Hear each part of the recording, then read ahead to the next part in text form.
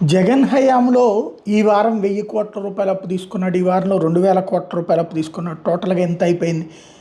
అది కూడా తెలుగుదేశం చెప్పిన లెక్క 14.5 లక్షల కోట్ల రూపాయలు అయిపోయిందని బ్యానర్ హెడ్డింగ్లు పెట్టి మరి రాస్తూ ప్రతిరోజు ఫ్రంట్ పేజీ కథనాలను రాసుకొచ్చినాయి.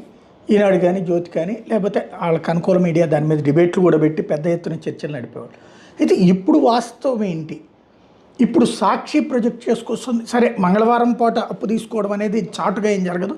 తాజాగా నిన్న మంగళవారం నాడు 4548 కోట్ల రూపాయలు అప్పు తీసుకున్నది ఆంధ్రప్రదేశ్ ప్రభుత్వం.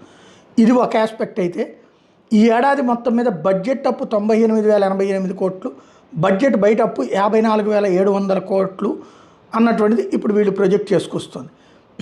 7.09% వడ్డీతో 4,548 కోట్ల రూపాయలు తీసుకున్నాను. 98,088 కోట్లకు బడ్జెట్ అప్పులు చేరినాయి. బడ్జెట్ బయట అప్పు 54,700